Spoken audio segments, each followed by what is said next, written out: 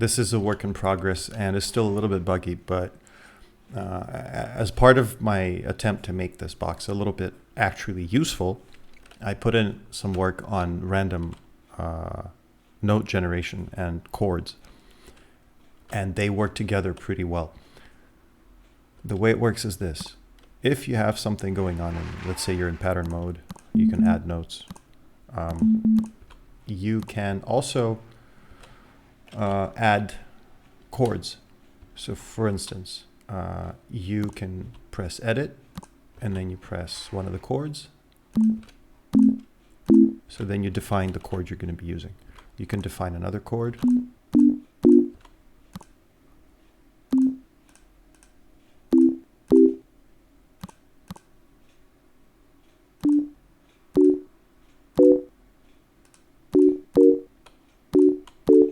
Make that a major chord. There you go. Now I got 4 chords defined. And I can play them like this. As this is meant, I guess, mostly for EDM. I don't think you need more than 4 chords for like live performances of EDM. You can get away with 4, I think. If you need more, you can do it by hand. But what you can do with these chords is this. If you press chord, you go into chord mode and then you select one of the chords. If you have nothing selected, none of the chords, you play and enter notes. If you have one of the chords selected, then you're playing that chord starting on the note that you're playing. What you can do with this is in pattern mode, you can also enter chords. Same thing here in edit mode. So you can go into edit and then press like a B and there's your chord.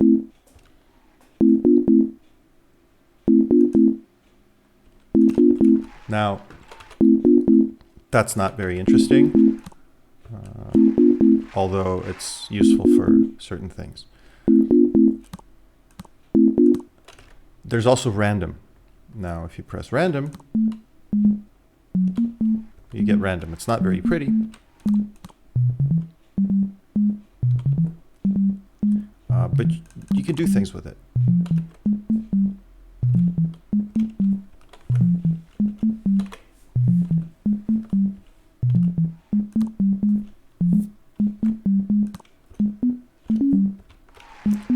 And I decided that if all patterns is enabled, now it's just going to give you randomness across all 4 patterns. It's not going to repeat it. If you want to repeat it,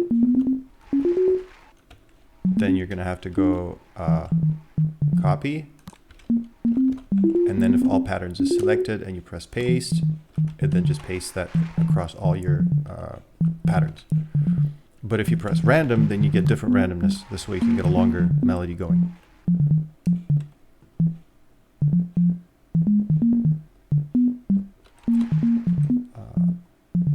So, before I show how this works together with random, I got to show another thing.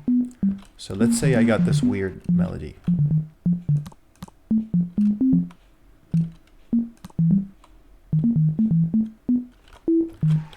And it sounds pretty horrible. So what I want to do is I want to go tune it.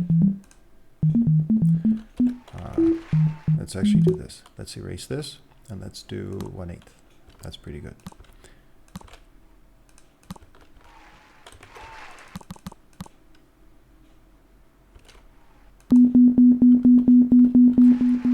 One of the parameters for instruments now is tune. And with tune, you can literally just change the starting. For now, it's just the starting pitch of the note. And you can apply things like LFOs, for example. All right, so that's just the same note, but it's being retuned with using an LFO. You can go out and let's change the frequency of this.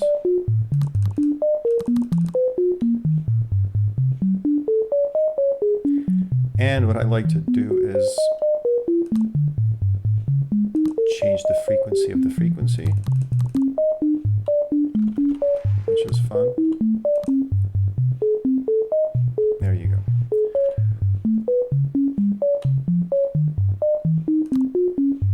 That sounds horrible. So now, by the way, here you can see the chain of effects, and I'm going to go back out into tune. And once I'm out in tune, I can now press chord, and I can say use only these notes from this chord. So if I choose an A, it only then goes to an A. You can still see here that the retuning is being done, but it's locked to only use an A. And then if I go over here and I press all, that's the edit button, which became all. That just means it uses the A in every octave. If I disable all, then it limits it to one octave. So for example, if I make this an A, an F, what is it? Sounds like a major chord, I guess. And then I press all, it's going to use only this chord, but in all octaves, right? So that's what retune does. You can also use this retuning chord thing without the LFO. You don't need the LFO. Let me disable the LFO. And then I will, wait, the tune, here, this LFO. Bonk, there we go. And bring it back down. So, now I'm going to make some random notes.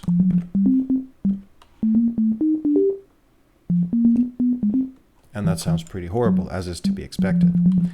But if I now go into the instrument and go into tune and press chord, it limits the random notes to the same chord which is chosen in the tune of the instrument.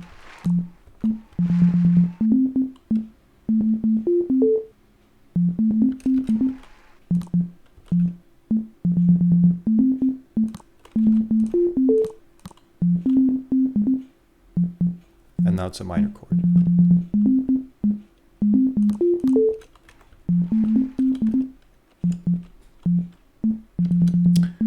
But that's not all. Another thing you can do is generate chords. So look at this. Let's go out of tune. Hang on, I don't want to use chord. And I want to go out of tune. And I'm going to clear these notes. So I still have my chord section here. If I enable chord, just chord, I'm going to explain this backwards. So if I choose one of these chords, right? I got some chords here. Let's say I choose this chord, and then I press random. It's only going to pick notes out of that chord.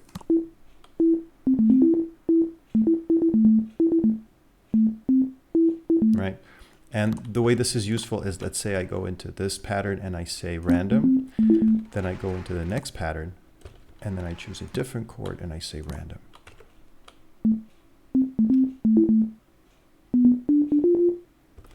Right, so you can build something out of that. Or if you press all, and I'm going to select all patterns. What's supposed to happen is that every time a new pattern starts, it picks a new random chord out of the ones available here. So it sounds like this.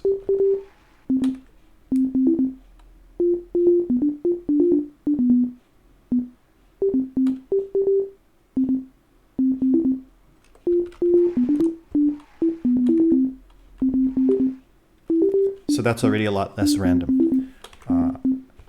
Another thing you can do to control it is here you can control the step and the length of the maximum, sort of the maximum step and the maximum length. So it'll do random from 1 to this number as far as step,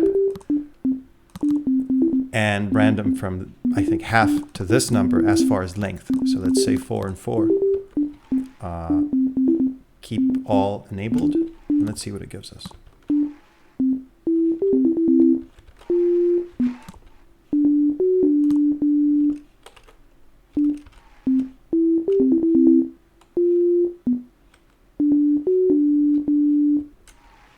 Right.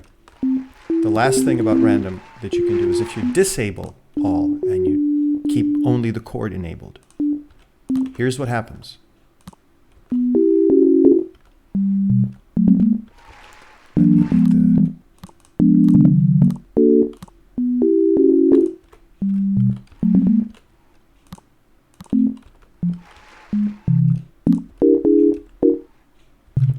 basically it generates random chords.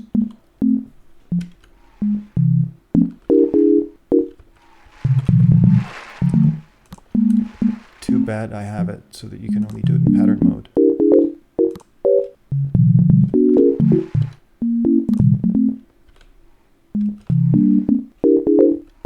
But essentially there's quite a bit of stuff here that can help you generate something when you're out of inspiration, cut it down to something that sounds decent, and then you can work on that manually.